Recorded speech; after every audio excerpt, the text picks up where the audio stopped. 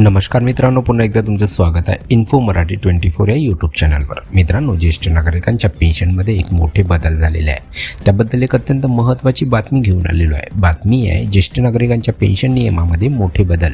मित्रांनो, नेमकं काय आहे या बातमीमध्ये आपण नक्की बघूया। पण त्याआधी जर तुम्ही आपल्या चॅनलवर नवीन असाल तर चॅनलला सबस्क्राईब करून बाजूला दिलेल्या बेल आयकॉनला नक्की क्लिक करा। व्हिडिओ जर कामाचा आणि महत्त्वाचा वाटला तर व्हिडिओला लाईक करून आपल्या मित्रपरिवारासोबत नक्की शेअर करा। आणि हो मित्रांनो, व्हिडिओला शेवटपर्यंत नक्की बघा, जेणेकरून तुमच्याकडून कोणतीही माहिती सुटणार नाही। मित्रांनो, केंद्र सरकारने 2025 पासून ज्येष्ठ नागरिकांसाठी लागू असलेल्या पेन्शन नियमामध्ये काही महत्त्वाचे बदल जारी केले आहेत। हे बदल लागू झाल्यानंतर नियमाचे पालन न करणाऱ्या लाभार्थ्यांची पेन्शन थांबण्याची शक्यता निर्माण झाली आहे। त्यामुळे सर्व पेन्शनधारकांनी हे नवे नियम वेळेवर पूर्ण करणे आवश्यक आहे। दरवर्षी जीवन प्रमाणपत्र आवश्यक। मित्रांनो, ज्येष्ठ नागरिकांना दरवर्षी बँक किंवा डिजिटल माध्यमातून जीवन प्रमाणपत्र सादर करणे बंधनकारक करण्यात आले आहे।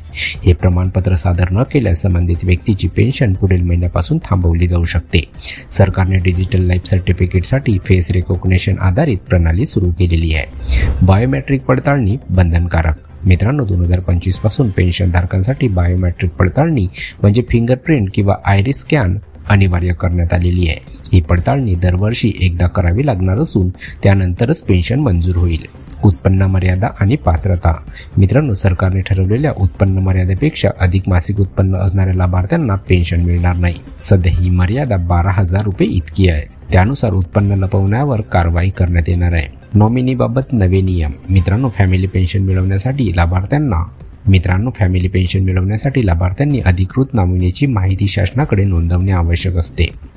नॉमिनीने दर 2 वर्षांनी ओळख पडताळणी करावी लागणार आहे। विधवा किंवा आश्रित लाभार्थ्यांनी वैध विवाह अथवा आश्रिततेचे पुरावे सादर करणे बंधनकारक करण्यात आले आहे। 15 दिवसात बदल नोंदवणे गरजेचे। मित्रांनो, पेन्शनधारकाचे नाव, पत्ता किंवा बँक खाते यामध्ये कोणताही बदल झाल्यास तो 15 दिवसाच्या आत संबंधित विभागाला कळवणे आवश्यक आहे। यामध्ये विलंब झाल्यास पेन्शन तात्पुरती थांबवण्यात येऊ शकते। लोकप्रिय पेन्शन योजना संक्षिप्त माहिती। इंदिरा गांधी वृद्धापकाळ पेन्शन योजना 60 वर्षावरील BPL लाभार्थ्यांसाठी ₹200 ते ₹1000 दरमहा पेन्शन योजना। प्रधानमंत्री वय वंदना योजना LIC मार्फत चालणारी योजना 10 वर्षासाठी निश्चित दराने परतावा।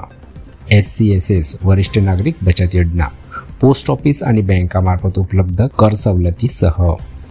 SCSS वरिष्ठ नागरिक EPS 95 कर्मचाऱ्यांसाठी पेन्शन योजना किमान ₹8,500 अधिक DA।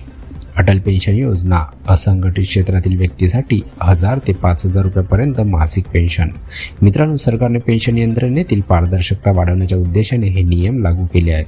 ज्येष्ठ नागरिकांनी या नियमाचे पालन करून त्यांच्या पेन्शनमध्ये अडथळा येणार नाही याची काळजी घेणे अत्यंत आवश्यक आहे। तर मित्रांनो, कशी वाटली कामाची आणि महत्त्वाची बातमी? जर बातमी कामाची आणि महत्त्वाची वाटली असेल तर व्हिडिओला लाईक करून आपल्या मित्रपरिवारासोबत नक्की शेअर करा। तसेच जर तुम्ही आपल्या चॅनलवर नवीन असाल तर चॅनलला सबस्क्राईब करून बाजूला दिलेल्या बेल आयकॉनला नक्की क्लिक करा। व्हिडिओ बघितल्याबद्दल खूप खूप धन्यवाद।